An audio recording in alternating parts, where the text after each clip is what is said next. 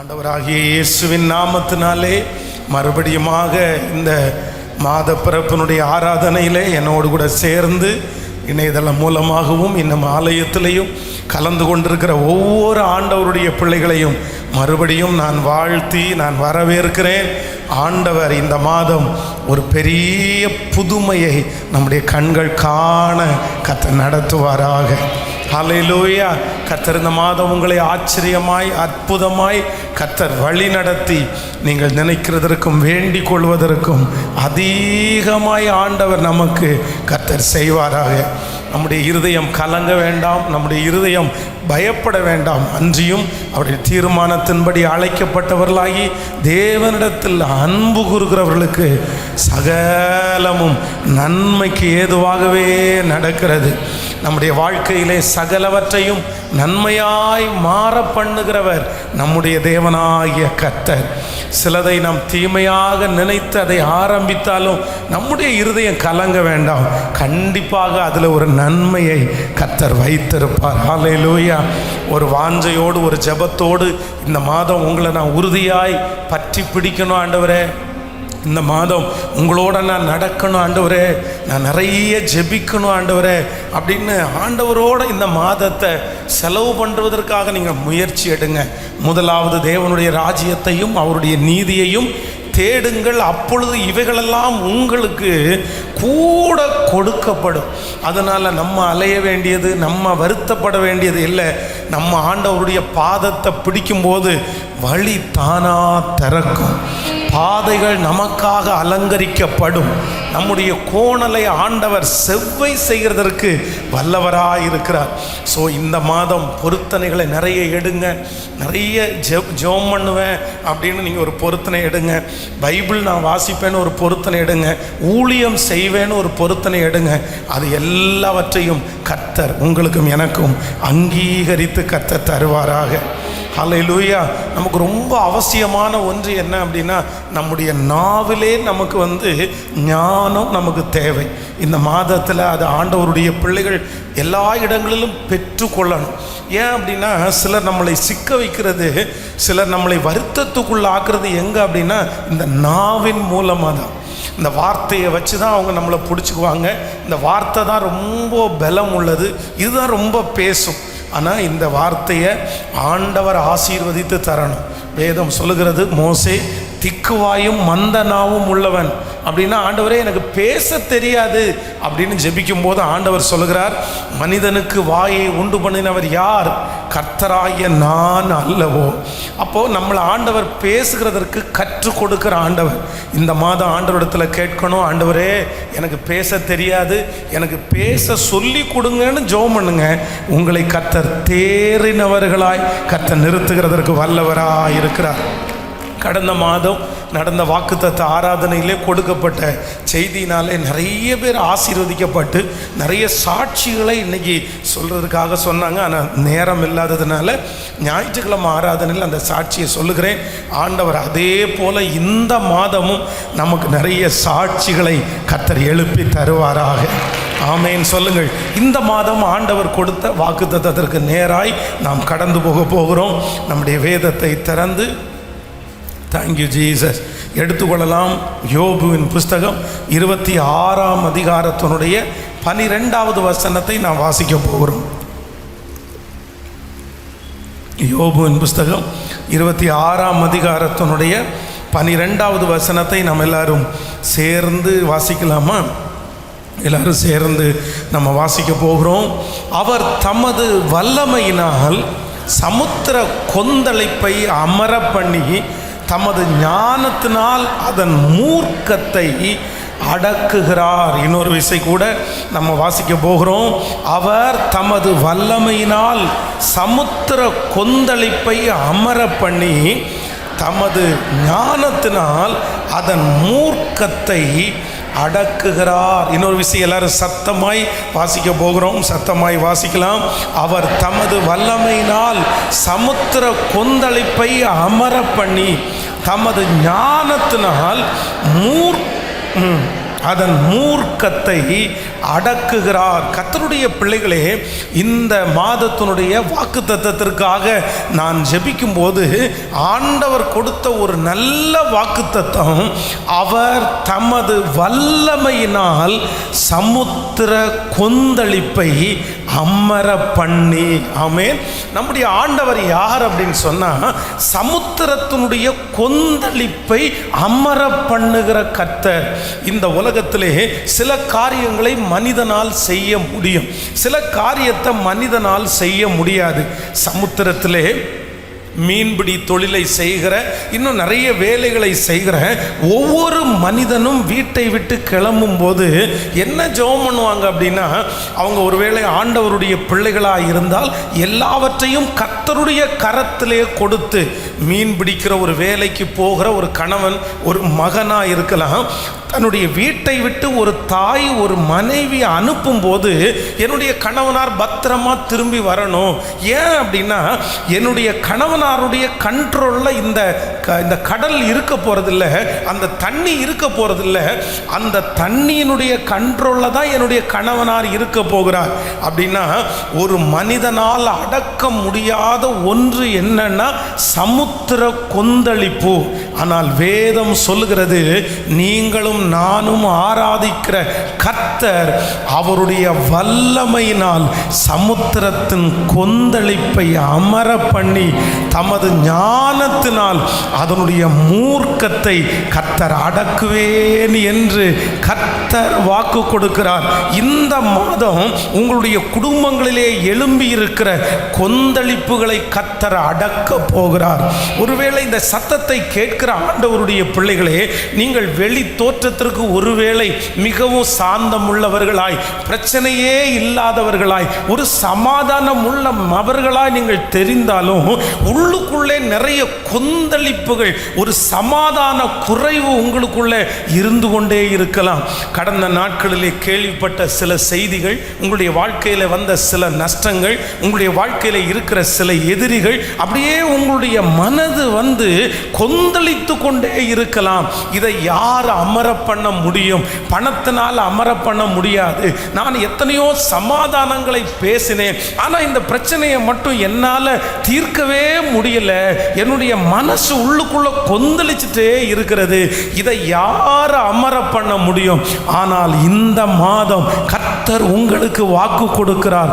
உங்களுடைய குடும்பத்தில் எழும்பி இருக்கிற அந்த கொந்தளிப்பை நான் அடக்குவேன் என்று கர்த்தர் வாக்கு கொடுக்கிறார். உன்னுடைய பிள்ளையினுடைய வாழ்க்கையில எழும்பி இருக்கிற அந்த கொந்தளிப்பை அடக்குகிற கர்த்தர் அவருடைய வல்லமையை இந்த மாதம் நீங்கள் பார்க்க போகிறீர்கள். அவருடைய வல்லமையினால் கொந்தளிப்பை அமர பண்ணுகிற கர்த்தர். ஹல்லேலூயா. அவர் எப்படி இந்த கொந்தளிப்பை அமர்த்துகிறாராமா, அவருடைய வல்லமை வரும்போது கொந்தளிப்புகள் அப்படியே அமரும். என்னுடைய மனதுக்குள்ளே கொஞ்சம் கூட சமாதானமே இல்லை, சுகமே இல்லை.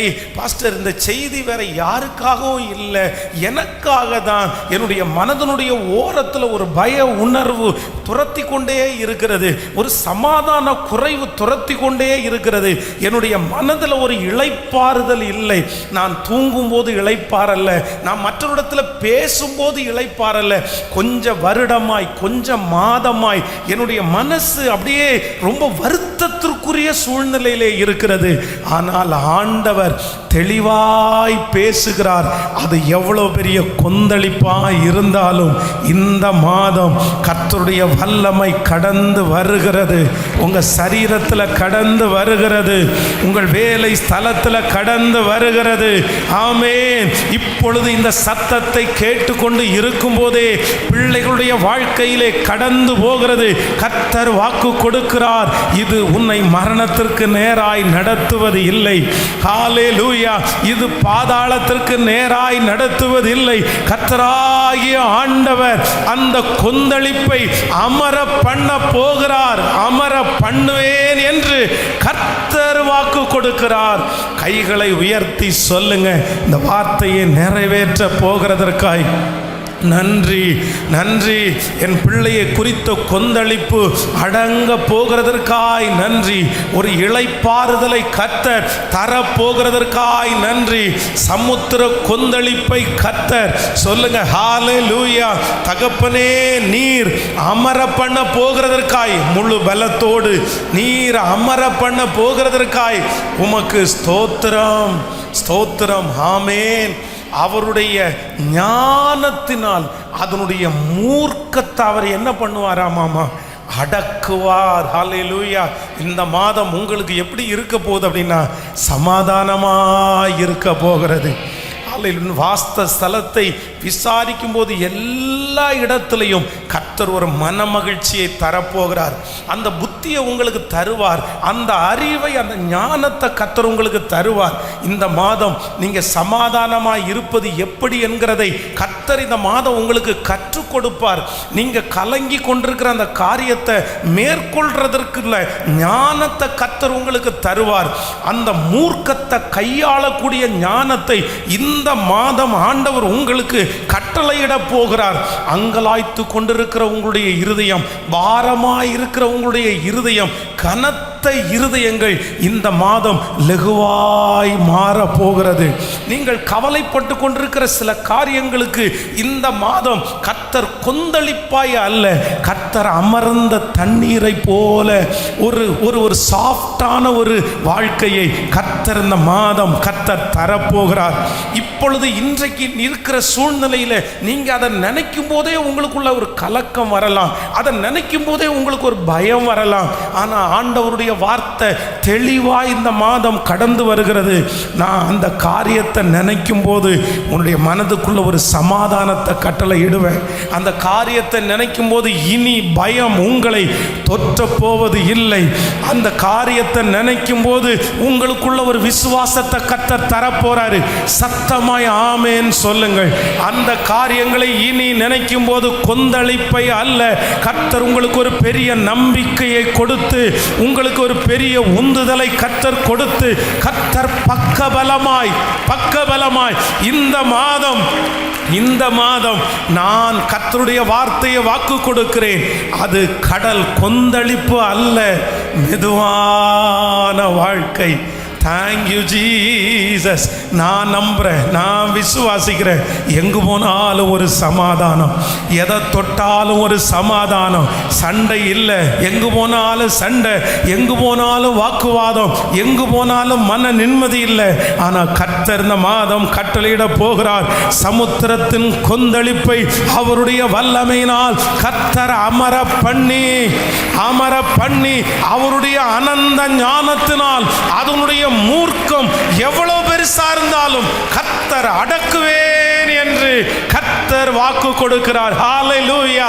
கைகளை உயர்த்தி இந்த வாக்குத்தத்தத்தை 3 விசை சொல்ல போகிறோம். அவர் தமது வல்லமையினால் சமுத்திர கொந்தளிப்பை அமர பண்ணி, அவர் தமது ஞானத்தினால் அதன் மூர்க்கத்தை அடக்குகிறார்.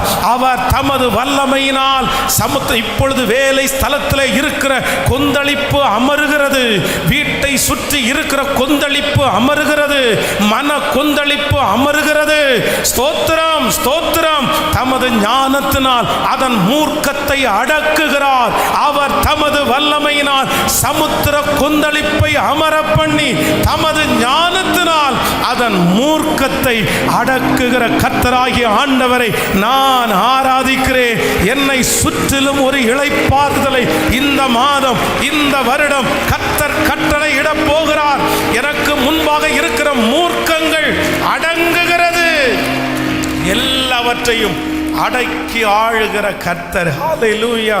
இந்த வசனத்தை நான் தியானித்து கொண்டிருக்கும் போது ஒரு 3 காரியங்களை ஆண்டவர் என்னுடைய இருதயத்தில் கர்த்தர் பேசினார். அந்த காரியத்தை நம்ம தியானிக்க போகிறோம். முதலாவதாக ஒரு வசனத்தை வாசிக்க போகிறோம். ஆதியாகமம் 32ஆம் அதிகாரத்தினுடைய 6வது வசனத்திலிருந்து நம்ம வாசிக்க போகிறோம். ஆதியாகமம் 32ஆம் அதிகாரத்தினுடைய 6வது வசனம். அந்த ஆட்கள் யாக்கோபினிடத்திற்கு திரும்பி வந்து, நாங்கள் உம்முடைய சகோதரனாகிய ஏசாவினிடத்திற்கு போய் வந்தோம், அவரும் 400 பேரோடே உம்மை எதிர்கொள்ள வருகிறார் என்றார்கள். அடுத்த வசனம், அப்பொழுது யாக்கோபு மிகவும் பயந்து வியாகுலப்பட்டு தன்னிடத்தில் இருந்த ஜனங்களையும் ஆடு மாடுகளையும் ஒட்டகங்களையும் 2 பகுதியாக பிரித்து, ஏசா ஒரு பகுதியின் மேல் விழுந்து அதை முறியடித்து அடித்தாலும் மற்ற பகுதி தப்பித்து கொள்ள இடம் உண்டு என்றான். கர்த்தருடைய பிள்ளைகளே, வேதத்தில் மிகவும் ஒரு கொந்தளிப்பான ஒரு சூழ்நிலையிலே கடந்து போன ஒரு சூழ்நிலையை குறித்து நம்ம முதலாவதாக தியானிக்க போகிறோம். இந்த யாக்கோபை குறித்து நம்ம எல்லாருக்குமே தெரியும். அவன் தன்னுடைய தகப்பனையும் தன் தாயையும் விட்டு, அவனுடைய சகோதரனை விட்டு மாமனாருடைய வீட்டிற்கு கடந்து போகிறான். இப்போ அங்கே சில காலம் வேலை செய்து அங்கிருந்து பிரிந்து தான் தானாக வாழணும்னு ஒரு முயற்சி எடுத்து கிளம்பிட்டான். அப்போ கிளம்பும்போது அவனுடைய மனதிலே தன் சகோதரனை குறித்த ஒரு கலக்கமோ ஒரு பயமோ எதுவுமே இல்லை. ஆனால் தான் குடியிருக்க போகிற அந்த இடத்தை அவன் நெருங்க அவனுக்குள்ள ரொம்ப பயம் வருது. ஐயோ, என்னுடைய சகோதரனை நான் எதிர்கொள்ளணும். பல ஆண்டுகளுக்கு முன்பாக தன் சகோதரனை ஏமாற்றி, தன்னுடைய சகோதரனை வஞ்சித்து, தன்னுடைய சகோதரன் தன்னை கொன்றுவான் அப்படின்ற உயிரை காப்பாற்றுறதற்காக தஞ்சம் புகுந்தவன் தான் இந்த யாக்கோப். ஆனால் என்ன பண்ணுறான் அப்படின்னா, முன்னாடி ஒரு டீமை அனுப்பி, நீங்கள் என்னுடைய சகோதரனை போய் சந்தித்து, இந்த மாதிரி உன்னுடைய சகோதரன் வர்றாரு, அவர் நிறைய வெகுமானங்கள் எல்லாம் கொடுத்துருக்கிறாரு அப்படின்னு சமாதானமாக பேசுங்க அப்படின்னு அனுப்பி விடுகிறான். அப்போ இவன் என்ன நினச்சான் அப்படின்னா, இவன் போய் பேசின உடனே அவர் சமாதானத்தோடு அனுப்பி விடுவாங்கன்னு மனசில் நினைக்கிறாங்க. ஆனால் எதிர்மறையான ஒரு காரியம் நடக்குது. இவங்க அங்கேருந்து திரும்பி யாக்கோபினிடத்தில் சந்தோஷமாக தான் சொல்கிறாங்க, ஐயா, நாங்கள் உன்னுடைய சகோதரனை பார்க்க போனோம், ஆனால் அவர் உடனே உங்களை சந்திக்கிறதுக்கு 400 பேரோட வர்றாரு. 400 பேரோட வர்றாருன்னு சொன்ன அடுத்த நிமிஷத்தில் அவருடைய மனதுக்குள்ள ஒரு பெரிய கொந்தளிப்பு வருகிறது. ஐயோ, என்னுடைய சகோதரன் நான் அன்னைக்கு செஞ்ச அந்த கசப்பை மனசில் வச்சிருப்பான் போல தெரியுது. என்னை கொல்றதுக்காக தான் வர்றான், எனக்கு பலன் இல்லை, அவனை எதிர்க்க முடியாது, எங்கள் எல்லாரையுமே கொன்றுப்பான்னு அந்த மனது அப்படியே இந்த கொந்தளிப்பின் நிமித்தமாய் தன்னை பாதுகாத்து கொள்ள, தன்னுடைய குடும்பத்தை பாதுகாத்து கொள்ள யாக்கோபு எடுக்கிற முயற்சி அங்கே நான் வாசித்தேன். ரொம்ப ஆச்சரியமாக இருந்துச்சு. நீங்கள் 9வது வசனத்தை வாசிப்பீங்கன்னா 8வது வசனத்தை வாசிப்பீங்கன்னா 32ஆம் அதிகாரம் 8வது வசனம், ஏசா ஒரு பகுதியின் மேல் விழுந்து அதை முறியடித்தாலும், அப்படின்னா அங்கே இருக்கிற கூட்டத்தை அவன் என்ன பண்ணுறான்னா 2ஆக பிரிக்கிறான். அப்படின்னா பிடிச்சவங்களையும் கொஞ்சம் பிடிச்சவங்களையும் 2ஆய் பிரிக்கிறான். 9வது வசனம் நீங்கள் வாசிப்பீங்கன்னா, பின்பு யாக்கோபு தன் தகப்பனாகிய ஆபிரகாமின் தேவனும் என் தகப்பனாகிய ஈசாக்கின் தேவனுமாய் இருக்கிறவரே. இப்போ நல்ல கவனிங்க, அந்த பிஸி ஷெட்யூலில் அவ்வளோ பெரிய கொந்தளிப்பில் அவனுடைய மனசு ஆண்டவரை தேடுது. ஆண்டவரே, நான் என்ன பண்ணுவேன்னே தெரியலையே, என் சகோதரன் வர்றானே, ஜெபம் பண்ணுறான். 3ஆவதாக வாசிப்பீங்கன்னா 14வது வசனத்திலிருந்து 17வது வசனம் வரைக்கும் 200 வெள்ளாடுகளையும் 20 வெள்ளாட்டுக்கடாக்களையும் 200 செம்மறி ஆடுகளையும் 20 ஆட்டுக்கடக்களையும் போதும். இந்த இடத்துல என்ன பண்ணுறான் அப்படின்னு சொன்னால், தான் இதுவரையிலும் சம்பாதித்த அந்த சம்பாத்தியத்திலிருந்து பெஸ்ட்டாக கொஞ்சத்தை எடுத்து, சரி இப்படிப்பட்ட விஷயத்தை கொடுத்தாலாவது அவனுடைய மனசு ஆறுன்னு அவனுக்கு வெகுமதிகளை அவன் தயார் பண்ணுறான். நம்பர் 1, முதலாவதாக 2 பகுதியாக பிரிக்கிறாரு. 2ஆவதாக ஜெபம் பண்றாரு. 3ஆவதாக ஆயத்தப்படுத்துகிறார். நீங்க அடுத்து 18வது வசனத்தை வாசிப்பீர்களானால் 18வது வசனம்,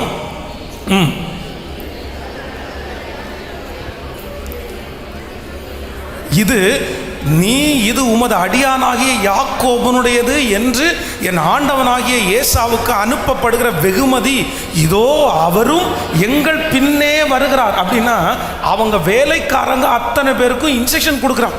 அப்படின்னா சகோதரனை பார்க்கும்போது கோபமாக பேசிடாதீங்க, தேவையில்லாத பேசிடாதீங்க, நீங்க என்ன பேசணும்னு முதற்கொண்டு சொல்லி அனுப்புறான். காரணம் என்ன அப்படின்னா, அவனுடைய இருதயம் தன் சகோதரன் வருகிறான் அப்படின்னும் போது அவனுடைய இருதயம் கொந்தளிக்குது. நீங்க 23வது வசனத்தை வாசிக்க போறோம். 32, 23. அவர்களையும் சேர்த்து ஆற்றை கடக்க பண்ணி தனக்கு உண்டான யாவையும் அக்கறைப்படுத்துகிறான். கவனிங்க, இது ஒரு சாதாரணமான ஒரு விஷயம் இல்லை.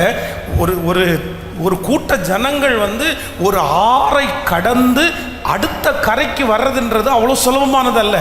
ஏன்னா அன்னைக்கு நம்ம இன்னைக்கு இருக்கிற மாதிரி போட்டு, இன்னைக்கு இருக்கிற மாதிரி பெரிய பெரிய எக்யூப்மெண்ட்ஸ் எதுவும் இல்லை. அவர்கள் சுமந்து அவருடைய ஆடு மாடுகள் எல்லாத்தையுமே அவங்க கடக்க பண்ணணும். அதுவும் சில இடங்களில் அந்த ஆறுகள் ரொம்ப தண்ணி அதிகமாக இருக்கும். சில இடத்துல மட்டும்தான் நடக்க முடியும். சில இடங்களிலே அவர்கள் அந்த ஆற்றினுடைய தண்ணீர் டைமுக்கு அதிகமாகும் குறைவாகும். ஆனால் அவ்வளவு ப்ரெஷர் மத்தியிலையும் ஆற்றுக்கு இந்த பக்கத்தில் பிரச்சனை பண்ணால் நம்ம கடக்க முடியாதுன்னு ராத்திரியோட ராத்திரியா எல்லாரையும் ஆற்றை கடக்க பண்ணுகிறான். அப்போவும் அவனுக்கு சமாதானம் வரல. அதற்கு பிறகு 24வது வசனத்தை வாசிக்கலாம். 24வது வசனம், யாக்கோபு பிந்தி தனித்திருந்தான். அப்பொழுது ஒரு புருஷன் பொழுது விடிய மட்டும் அவனோட போராடி, இவ்வளவு டயர்டாக இருந்தும் இவ்வளவு வேலை செய்யும் அவனுடைய மனசில் அவ்வளவு சஞ்சலம் இருக்கிறதுனால தூக்கம்ன்றது சுத்தமாக இல்லை. உடம்பு டயர்டாக இருக்குது, உடம்பு பலவீனமாக இருக்குது. ஆனாலும் இந்த யாக்கோபால தூங்க முடியல. காரணம் என்ன அப்படின்னு சொன்னால், அவனுடைய இருதயம் தன்னுடைய சகோதரன் செஞ்சு ஏதாவது பண்ணிடுவானோன்னு அவனுடைய இருதயம் கொந்தளிச்சுட்டே இருக்குது. அதனால முழுதும் போய் உட்கார்ந்து, பொழுது விடியும் மட்டும் நீர் என்னை ஆசீர்வதித்தாலே ஒழிய நான் உம்மை போக விட மாட்டேன். ஆனால் வேதம் சொல்லுது, அந்த வசனத்தினுடைய முடிவை நீங்கள் வாசிக்கும் போது ரொம்ப அழகாக இருக்குது. எடுத்துக்கொள்ளலாம். நீங்கள் அவனுடைய சகோதரன் அவனை சந்திக்கிறான் பாருங்க. நீங்கள் அந்த கடைசி வசனத்தை வாசிக்கலாம். அவர் உன் பேர், அந்த சகோதரன் சந்திக்கிற அந்த சூழ்நிலை நீங்கள் வந்தீங்க அப்படின்னா, அவன் ஏசா அவனுடைய முகத்தை பார்க்கும்போது அவன் தூரத்திலிருந்து 33ஆம் அதிகாரம் 1வது வசனம், யாக்கோபு தன் கண்களை ஏறெடுத்து இதோ ஏசாவும் அவனோடு கூட 400 மனிதரும் வருகிறதை கண்டு பிள்ளைகளை லேயாளிடத்திலும் ராகேலிடத்திலும் 2 பணிவிடைக்காரத்திலும் வெவ்வேறாக பிரித்து வைத்து, அடுத்த 3வது வசனத்தை வாசிங்க.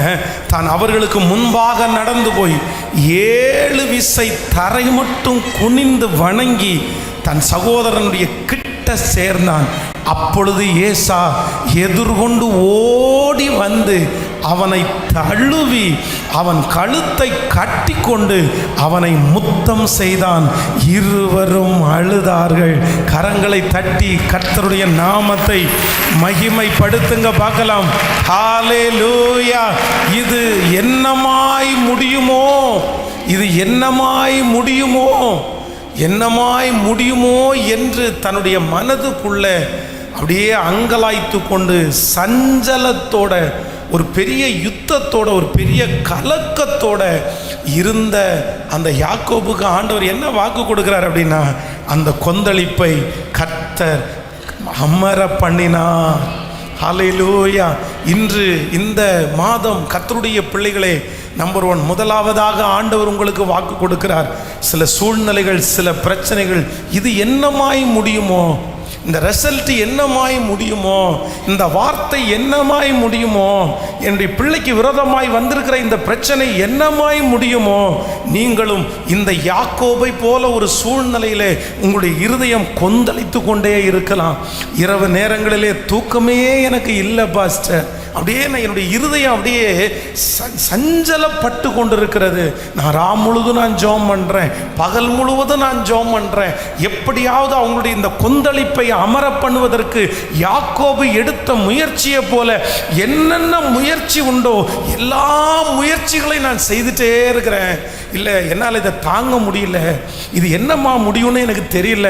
என் பிள்ளை பிரிஞ்சு வீட்டுக்கு வந்துடுவாங்களோ, இந்த வேலையை விட்டு நான் எடுக்கப்பட்டுருவேனோ, இது எனக்கு நஷ்டமாய் முடிந்துருவோமோ, நான் திரும்பி எழும்பி நிற்க முடியாமல் போயிருமோ, என்னென்னமோ எனக்கு குழப்பமாக இருக்குது. நான் எது செஞ்சும் எனக்கு ஒரு நிம்மதி இல்லை. நான் எப்படி அந்த பிரச்சனையை நான் எதிர்கொள்ள போறேன்னு தெரியல. அது நான் முதல் அதை சந்திக்கும் போது அது எப்படி ரியாக்ட் பண்ணும் அப்படின்னு தெரியல. அதன் நிமித்தமாய் வருகிற பக்க விளைவு என்னன்றது என்னால் ஜீரணிக்கவே முடியாது. அது என்னை கொன்றுவாங்களோ, உயிரோடு வைப்பாங்களோ, என் பிள்ளைகளை, இப்படிப்பட்ட கலக்கத்தில் மனம் குழம்பி போய் இந்த சத்தத்தை யார் கேட்டுக்கொண்டிருந்தாலும் கர்த்தர் வாக்கு கொடுக்கிறார். இந்த மாதம் கொந்தளிப்பை அமர பண்ணுகிற கர்த்தர் தம்முடைய வல்லமையோடு எழும்பி நிற்கிறார். அவருடைய வல்லமை எப்பேற்பட்ட கொந்தளிப்பையும் அமர பண்ணும் அல்லவா, எப்பேற்பட்ட மனிதனுடைய இருதயத்தை மாற்றும் அல்லவா. அந்த ஏசாவுக்கு அத்தனை வருடம் இருந்த அந்த கசப்புணர்வை மறக்க பண்ணின கர்த்தர் எப்படி கட்டி பிடிக்க முடியும்? எப்படி தன்னுடைய சகோதரனை பார்க்கும்போது கண்ணீர் விட்டு அழ முடியும்? அது சாத்தியமே இல்லை. கண்டிப்பா அது சாத்தியமே இல்லை. ஏன் அப்படின்னா இந்த யாக்கோபின் நிமித்தமாய் ஏசா பட்ட பாடு கொஞ்சம் இல்லை. அதற்காக வேற திருமணம் பண்ண வேண்டியது இருந்துச்சு. தன்னுடைய அம்மா அப்பா அவனுடைய அன்புக்கு தூரமாக வேண்டியது இருந்துச்சு. போய் தன்னுடைய தகப்பனாரிடத்துல அப்படியே கெஞ்சி அழுறாரு, என் தகப்பனே ஒரு ஆசீர்வாதமும் எனக்கு வைக்கலையா? தன்னுடைய தகப்பன் சாகிற அன்றைக்கு இவனை கொன்றுவேன்ற ஒரு முயற்சி எடுத்து தன்னுடைய மனதில் கொல்றதற்காக பிளான் போட்டு திட்டம் போட்டு வைத்தவன் தான் நீ ஏசா. ஆனால் கர்த்தர் அந்த மன கொந்தளிப்பை கர்த்தர் அமர பண்ணினார். உங்களுக்கு விரோதமாக இருக்கிற மேனேஜருடைய கோபம் இந்த மாதம் தணிவதாக, கணவனாருடைய கோபம் தணிவதாக, குடும்பத்தோட பிள்ளைகளுடைய கோபம் தணிவதாக நான் நம்புகிறேன். ஏசாவும் யாக்கோவும் சந்திக்கும் போது ஒரு சமாதானத்தை கர்த்தர் கட்டவிழ்த்து விட்டது போல, ஒரு சமாதான நதி புறப்பட்டு வந்தது போல, ஹல்லேலூயா, கர்த்தர் அந்த பிரச்சனையை உங்களை சந்திக்க பண்ணும்போது நீங்கள் பயந்து கொண்டிருக்கிற காரியம் அல்ல. கர்த்தர் வாக்கு கொடுக்கிறார். ஏற்கனவே உங்களுக்கு முன்பாய் கடந்து போகிற கர்த்தர் அந்த சமுத்திர கொந்தளிப்பை அமர பண்ணி நீங்கள் போய் சந்திக்கும் போது சமாதானத்தை வர்ஷிக்க பண்ணுவேன் என்று கர்த்தர் வாக்கு கொடுக்கிறார். ஹல்லேலூயா. கைகளை உயர்த்தி சொல்லுங்க, நான் நம்புற ஆண்டவரே, என்னமாய் முடியுமோ என்று நினைக்கிற அந்த கொந்தளிப்பை என் தேவன் அமர பண்ணுகிறார், அமர பண்ணுகிறார். அது என்னமாய் முடியுமோ என்று பயப்பட வேண்டாம், நன்மையாய் முடிய பண்ணுவார். இந்த மாதம் அந்த கொந்தளிப்பு நன்மையாய் முடியும். கைகளை உயர்த்தி சத்தமாய் அப்பாட்ட சொல்லுங்க, இந்த வல்லமை உங்களிடத்துல மட்டும்தான் உண்டு. ஏசப்பா, எந்த வக்கீலாலும் இந்த கொந்தளிப்பை அமர பண்ண முடியாது, எந்த காவல்துறையினாலும் இந்த கொந்தளிப்பை அமர பண்ண முடியாது. எனக்கு முன்னாடி சொந்தக்காரங்க போய் பேசினாலும் இந்த கொந்தளிப்பை அமர பண்ண முடியாது.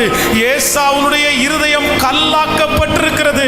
ஆனால் இருதயங்களை கரைய பண்ணுகிற கர்த்தர் தமது வல்லமையினால் இந்த சத்தத்தை கேட்டுக்கொண்டிருக்கும் போது எழுந்தருளோ.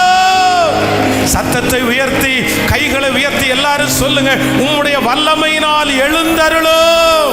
முழு பலத்தோடு கர்த்தர் இன்றைக்கு இந்த ஆராதனை நடக்கும் போதே கிரியை செய்கிறத நான் பார்க்கிறேன். ஹல்லேலூயா. என்னமாய் முடியுமோ என்கிற அந்த கலக்கத்தை கர்த்தர் சமாதானமாய் முடிய பண்றதை நான் பார்க்கிறேன். உங்க பிள்ளைகளுடைய வாழ்க்கை எதிர்காலம் சமாதானமாய் தான் முடிய போகிறது. சமாதானமாய் முடிய பண்ணுகிற கர்த்தர். சொல்லுவோம், உம்முடைய வல்லமையினால் எழுந்தருளும், உம்முடைய வல்லமையினால் எழுந்தருளும், உம்முடைய வல்லமையினால் எழுந்தருளும். Hallelujah. Hallelujah. Thank you, Jesus. Thank you, Jesus. Thank you, Jesus. கர்த்தருடைய பிள்ளையே, பயத்தோடு கூட எதிர்கொண்டிருக்கிற, பயத்தோடு கூட சிலர் எதிர்கொண்டிருக்கிறீர்கள். கர்த்தர் இன்னைக்கு ஆணித்தரமாய் தெளிவாய் பேசுகிறார். நீங்க எந்த இடத்துல இருந்தாலும் கர்த்தர் பேசுறாரு. இல்ல, நீ போய் நிற்கிறதற்கு முன்பாக அங்கே ஒரு சமாதானத்தை நான் கட்டளை இடுவேன். உன் இருதயம் கொந்தளிக்க வேண்டிய அவசியம் இல்லை. நன்றி அப்பா, நன்றி நன்றி ஆண்டவரே, நன்றி. மலைகளை பெயர்ப்பீர் என்றால் எனக்கு முன்பாக இருக்கிற தடைகள் அவருக்கு எம்மாத்திரம் அல்ல, எனக்கு முன்பாக இருக்கிற கொந்தளிப்பு அவருக்கு எம்மாத்திரம் அல்ல. இந்த ஆராதனை நடத்தி கொண்டிருக்கும் போதே ஆண்டவருடைய பிரசன்னம் சிலரை தொடர்றதை நான் பார்க்கிறேன். இந்த ஒரு ஆராதனை, இந்த ஒரு ஜெபம் இந்த மாதம் மட்டும் இல்லை, நீங்க உயிரோடு இருக்கிற வரைக்கும், ஜீவனோடு இருக்கிற வரைக்கும் கர்த்தர் உங்களுக்கு முன்பாக இருக்கிற கொந்தளிப்பை அமர பண்ணுகிற கர்த்தர் அவர். நன்றி அப்பா, நன்றி. என் இயலாமையில் நீ செயல்பட உன் கரம் என்னை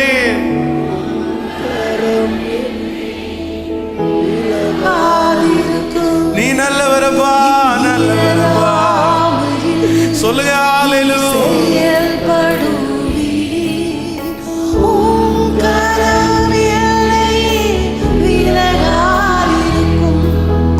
மலைகளை என் தடைகள் உமக்கு எம்மாத்திரம்,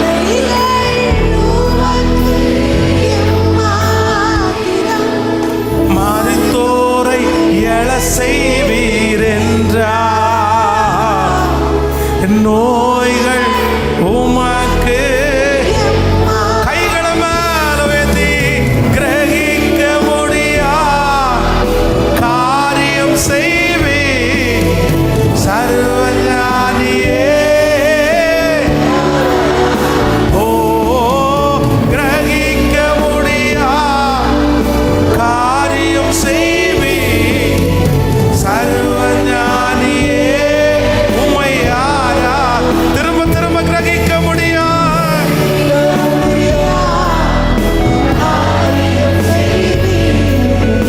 சர்வஞானியே, உம்மை ஆராதிப்பேன். ஹல்லேலூயா.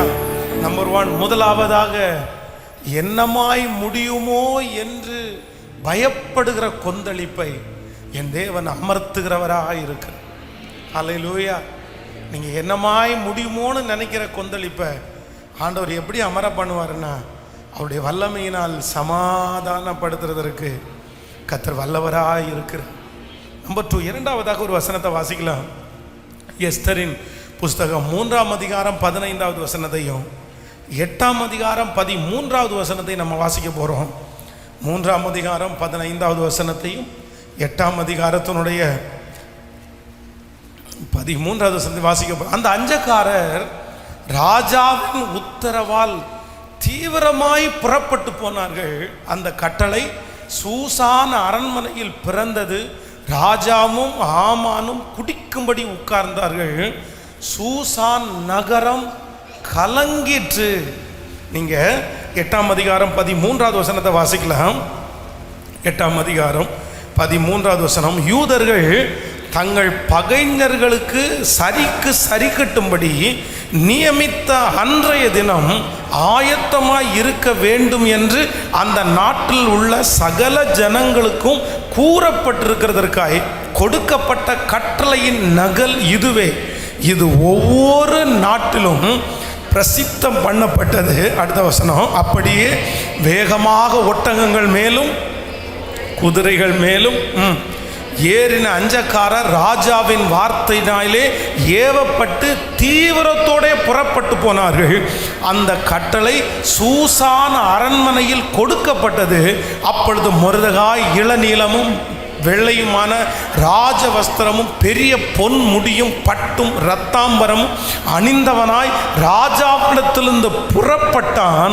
சூசான் நகரம் ஆர்ப்பரிந்து மகிழ்ந்தது. ஹல்லேலூயா.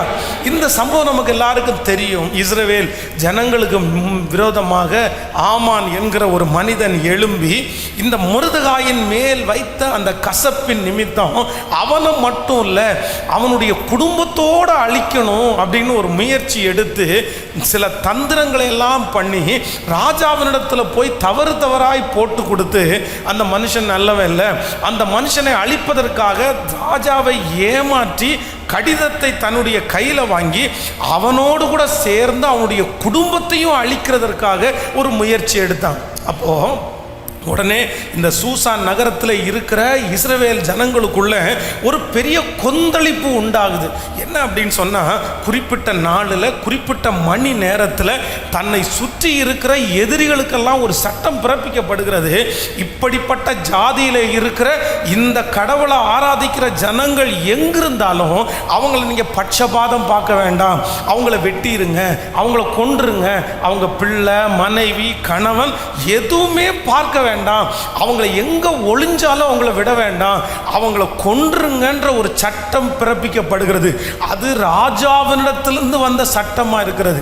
இந்த செய்தி அந்த நாட்டில் எங்கும் பிரசித்திப்படுத்தப்படும் போது ஜனங்களுக்குள்ள ரொம்ப கொந்தளிப்பு வருகிறது. என்னதான் இருந்தாலும் தங்களுடைய உயிருக்கு எல்லாருமே பயப்படுவாங்க. சரி, தாங்க செத்தா கூட பரவாயில்ல, தன்னுடைய பிள்ளைகளை பாதுகாக்கலாமா, எங்கேயாவது மறைவிடத்தில் கொண்டு போய் வைக்கலாமா, ஊருக்கு போகலாமா, ஜனங்களுக்குள்ளே மிகப்பெரிய கொந்தளிப்பு. இந்த கொந்தளிப்பு எதிரியினால் நியமிக்கப்பட்ட, எதிரியினால் அனுப்பப்பட்ட, திணிக்கப்பட்ட ஒரு கொந்தளிப்பு. எல்லாரும் பயந்து கொண்டிருக்கும் போது நான் நம்புகிறேன், ஆண்டவருடைய வல்லமையினால் கொந்தளிப்பை அமர பண்ணுகிற கர்த்தர் ராஜ அரண்மனைக்குள்ளே அவருடைய பிரசன்னம் கடந்து போகிறது. எந்த இடத்திலிருந்து ஜனங்களை அழிக்க வேண்டும் என்கிற செய்தி புறப்பட்டதோ அதே இடத்திலிருந்து ஜனங்களை வாழ வைக்க வேண்டும் என்கிற செய்தியை புறப்பட பண்ணினவர் கர்த்தர். அவர்கள் எதிர்பார்த்து கொண்டிருக்கிற அந்த நேரம், எதிர்பார்த்து கொண்டிருக்கிற அந்த வருடம், இது தீமையாய் முடியும், இந்த ஆண்டு, இந்த வருடம், இந்த நாளை நான் சந்திக்க கூடாதுன்னு அவங்க மனசை நினைக்கிறாங்க. ஆனால் அந்த நாள், அந்த வருடம், அந்த மாதம் கண்டிப்பாக நான் சந்திப்பேன். அப்பொழுது நான் சந்திக்கும் போது கர்த்தர் என் தலையை உயர்த்தி வைப்பார் என்கிற ஒரு சூழ்நிலைக்கு கர்த்தர் அவர்களை கொண்டு வந்து கர்த்தர் நிறுத்தினார்.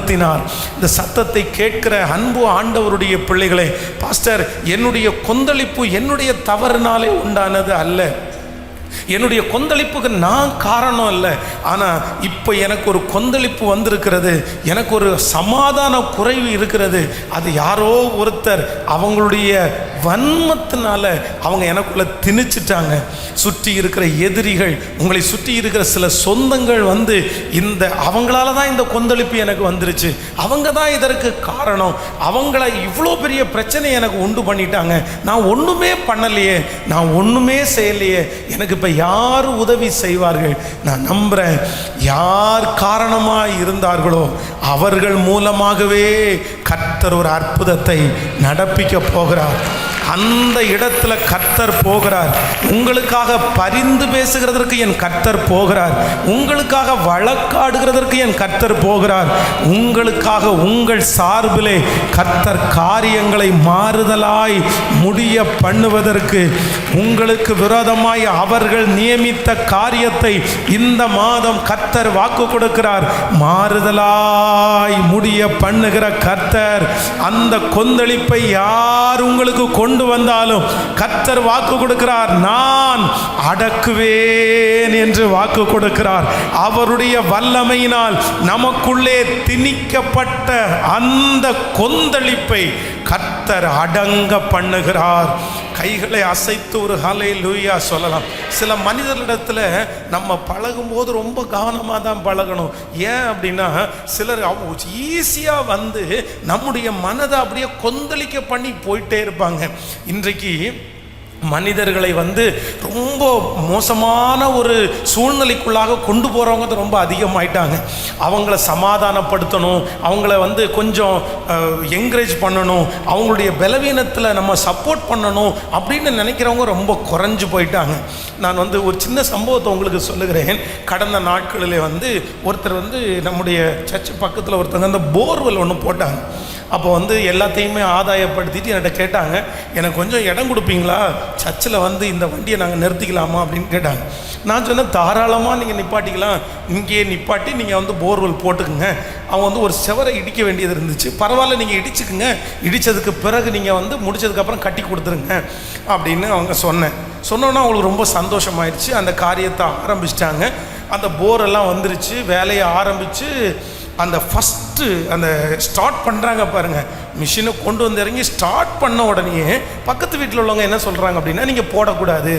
ஏன் அப்படின்னா அது வழி, அவங்களுடைய வழியில் இருக்குது, இவங்களுக்கும் அந்த வழி தான். கண்டிப்பாக அவங்க அந்த இடத்துல போட்டிருக்கக்கூடாது.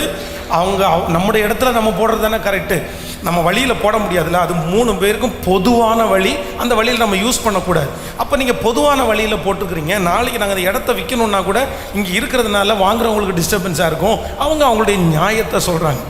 ஆனால் ஒரு 6-7 வருடத்திற்கு முன்னாடி அவங்க என்ன பண்ணியிருக்காங்க, அந்த பொது வழிக்கு மேலே படிக்கட்டு கட்டியிருக்கிறாங்க. அப்போது நான் போய் நின்று பார்க்கும்போது என்ன நினச்சேன் அப்படின்னா, இந்த பொது வழியில் போர்வெல் போடக்கூடாது, ஆனால் எதுக்கு இப்படி படிக்கட்டு கட்டி வச்சுருக்கிறாங்க? அந்த நேரத்தில் இவங்க எதிர்க்கலையா? ஆனாலும் மனசுக்குள்ளே என்ன நினச்சேன்னா, சரி நம்ம இப்போ பிரச்சனையாக இருக்கிற நேரத்தில் நம்ம இதையும் சொன்னால், பக்கத்தில் உள்ளவங்க இதை இடிங்க அப்படின்னு சொன்னால் அவங்களுக்கு வழி போகிறதுக்கு வழி இல்லை, சரி சமாதானமாக போங்க, நீங்கள் உள்ளுக்குள்ளே கூட போட்டுக்குங்க அப்படின்னு சொல்லிட்டு வந்தேன். கொஞ்ச நேரம் தாண்டல இன்னொருத்தர் வந்தார்.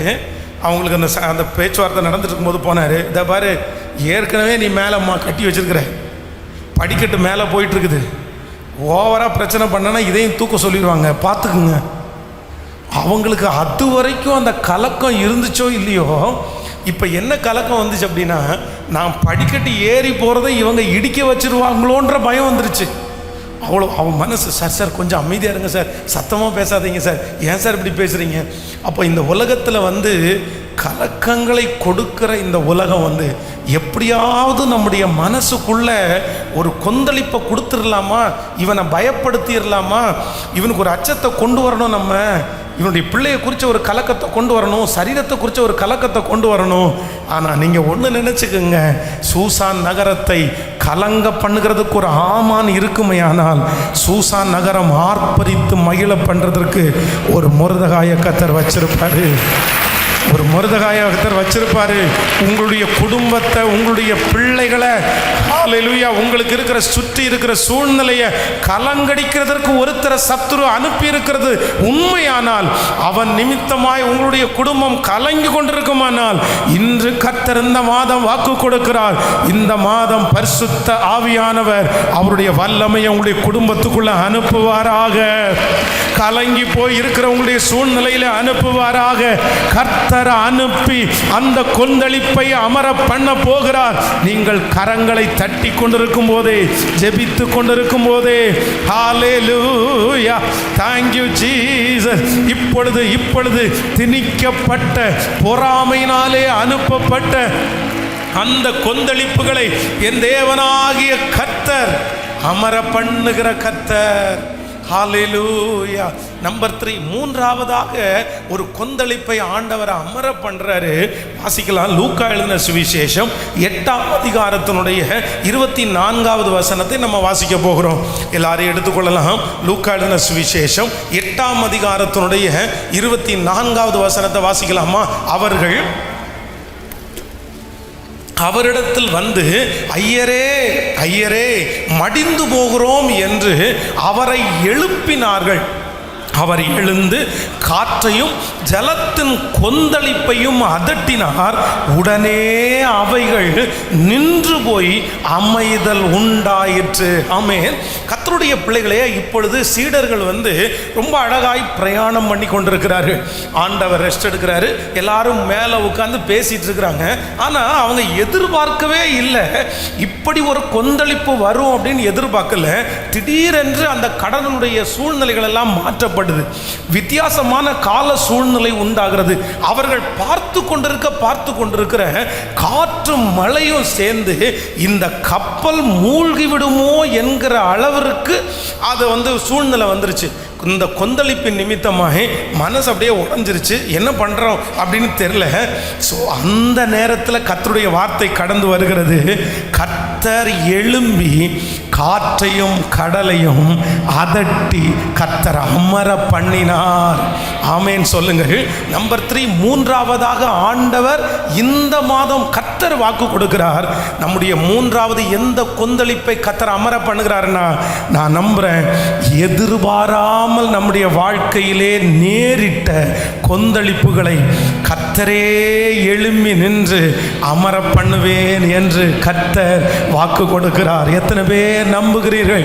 கைகளை உயர்த்தி ஆமோதிக்கிறவர்கள் சத்தமாய் ஒரு வார்த்தை சொல்லுங்க. ஆண்டவரே, நான் நினைக்காத, நான் எதிர்பார்க்காத, ஆண்டவரே, திடீரென்று என் வாழ்க்கையிலே நடந்த அந்த கொந்தளிப்பை கர்த்தர் வந்த வண்ணமே, அது வந்தது எப்படியோ போனதும் அப்படியே, வந்ததும் போனதும் தெரியாத அளவிற்கு இந்த கொந்தளிப்பை அமர பண்ணுகிற கர்த்தர் என்னோடு கூட இருக்கிறார். இந்த மாதம் ஆண்டவர் எனக்கு கொடுக்கிற நல்ல வாக்குத்தத்தம், அவர் தமது வல்லமையினால் எனக்கு முன்பாக இருக்கிற கொந்தளிப்பை அமர பண்ணி, அவருடைய ஞானத்தினால், அவருடைய அனந்த ஞானத்தினால் எனக்கு முன்பாக இருக்கிற இந்த கொந்தளிப்பை அமர பண்ணுகிற கர்த்தர். ஹல்லேலூயா! எத்தனை பேர் ஆமோதிக்கிறீர்கள்? இந்த மாதம் ஆண்டவர் நமக்காய் யுத்தம் பண்ணுகிற மாதம், நம் பட்சத்திலே இருக்கிற மாதம், நம்முடைய வலதுபுறத்திலும் இடதுபுறத்திலும் எங்கு திரும்பினாலும் ஒரு சமாதானத்தை கர்த்தர் அருள போகிறார். சீக்கிரமாய் உங்களுடைய இருதயம் சமாதானமாக போகிறது.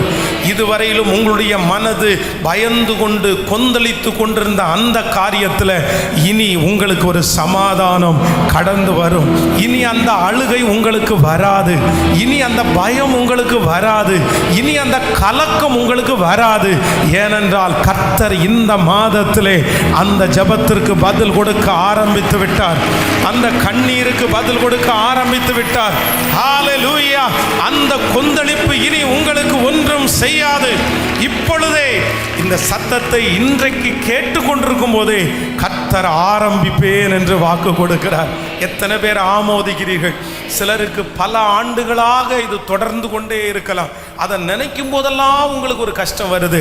ஆனால் ஆண்டவர் சொல்றாரு, நீங்க பயப்படாதீங்க, அந்த கொந்தளிப்பை அடக்குவதற்கு கர்த்தர் இருக்கிறார். ஒரு 3 பேருடைய கரத்தை பிடிச்சி சொல்லுங்க, இந்த மாதம் ஸ்பெஷலான மாதம்.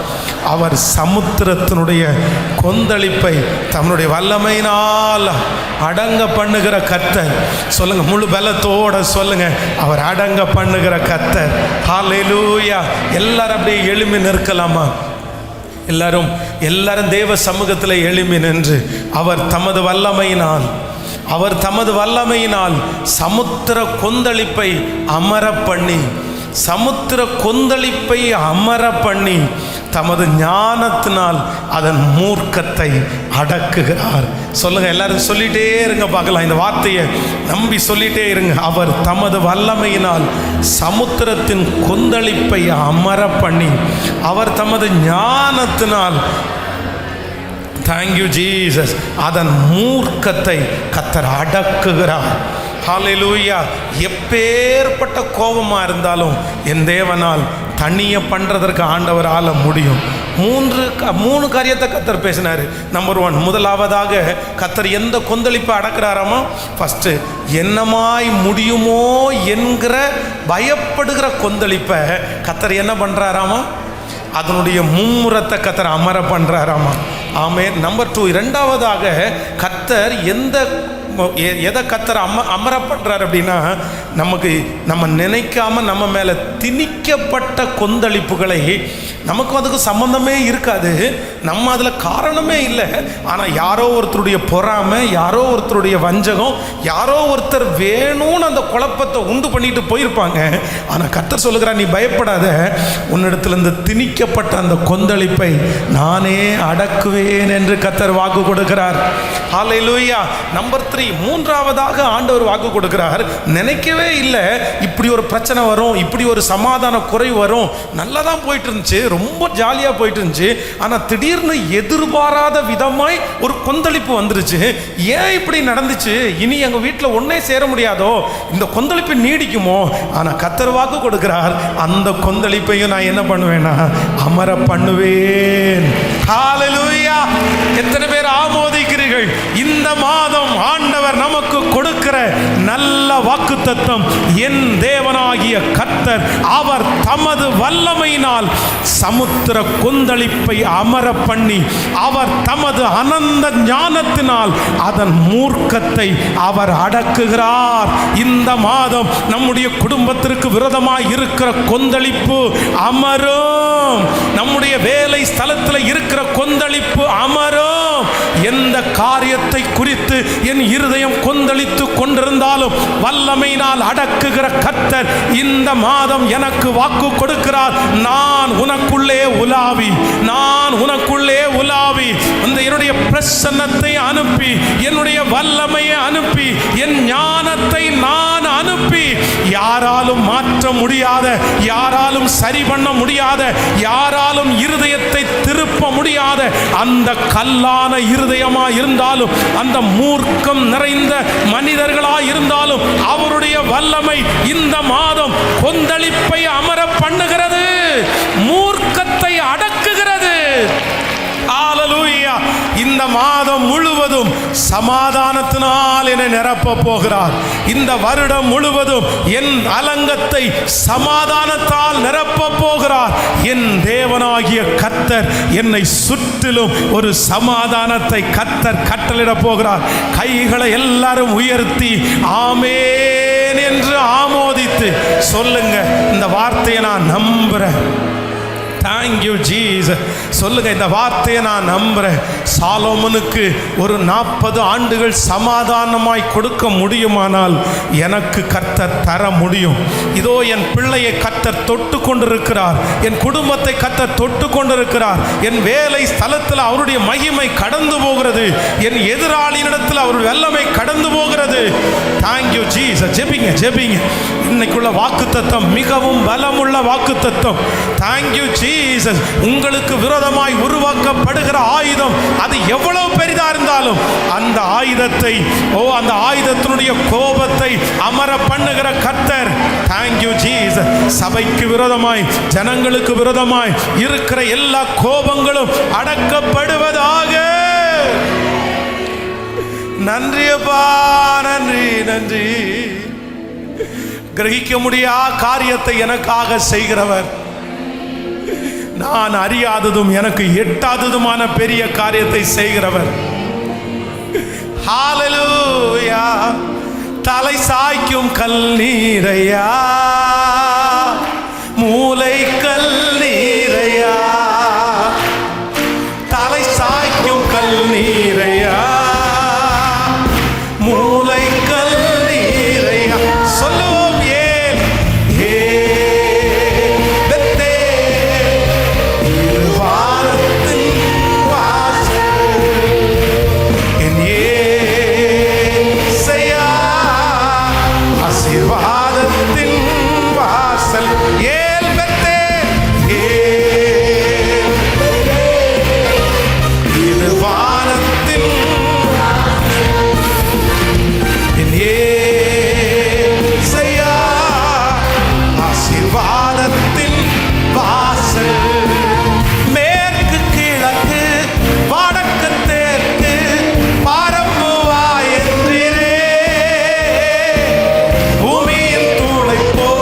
சந்ததிப்பே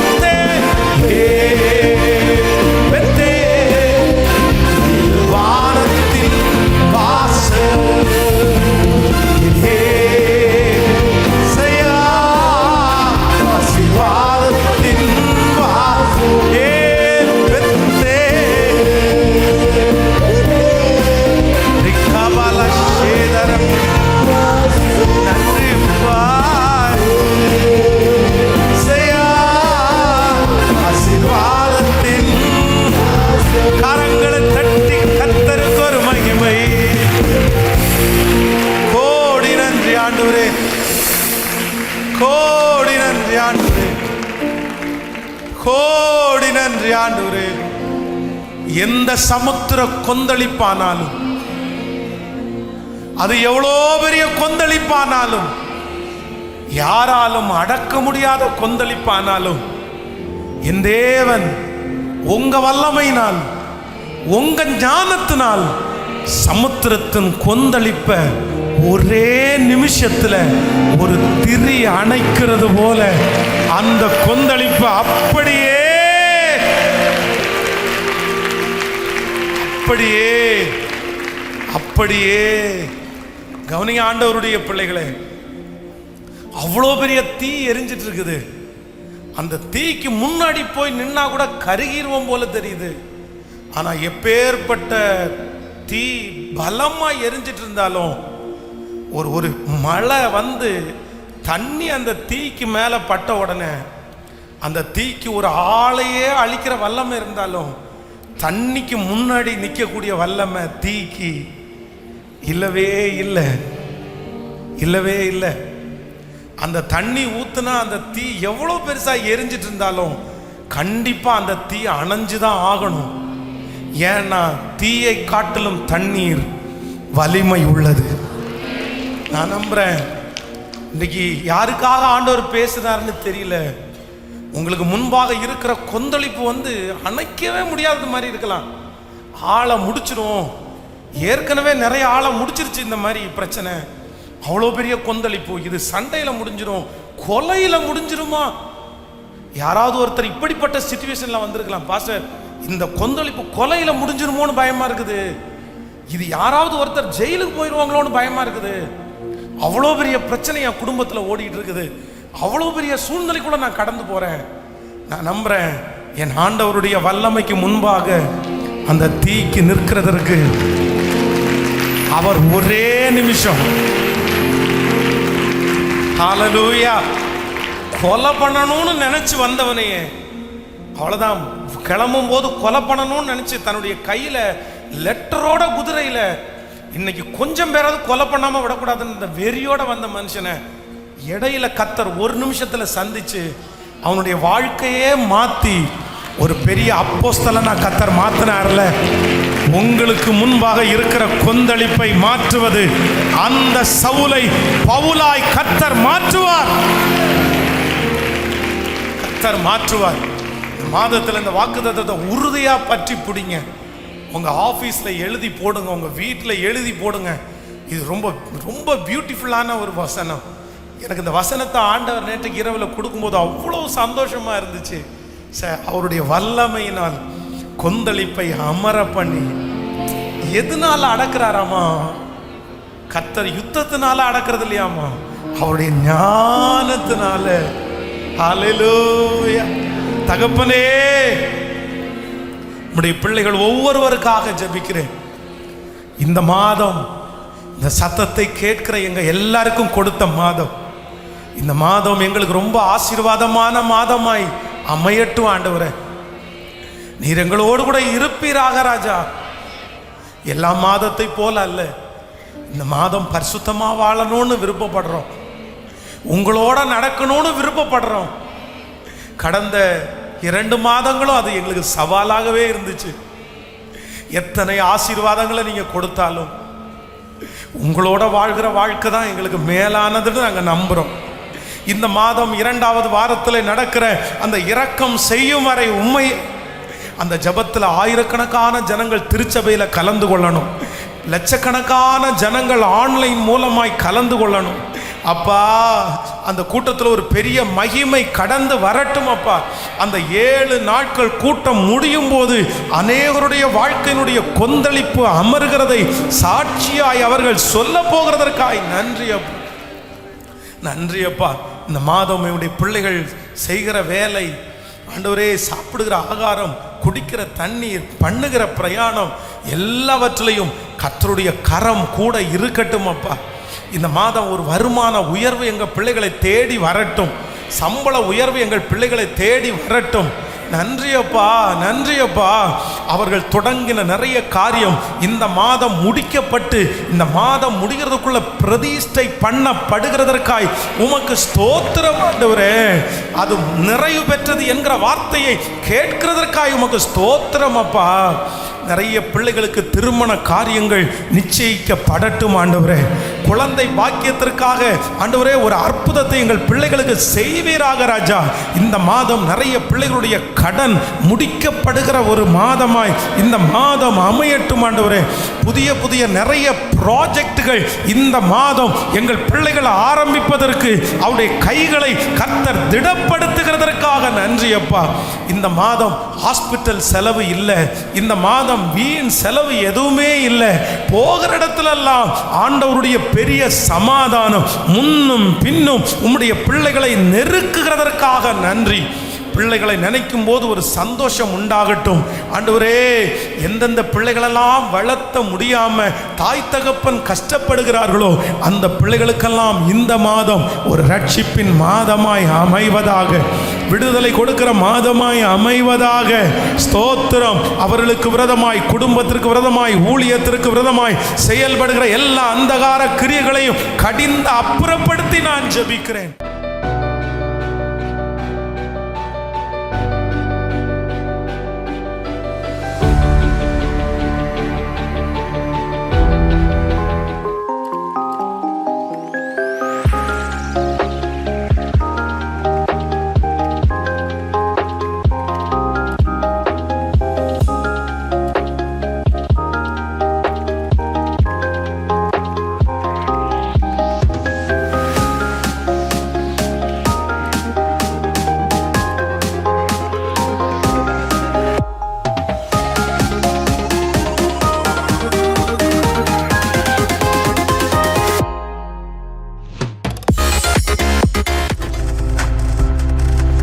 நீங்கள் பார்த்துக் கொண்டிருப்பது உங்கள் ஜாய் டிவி. உங்கள் துக்கம் சந்தோஷமாய் மாறும்.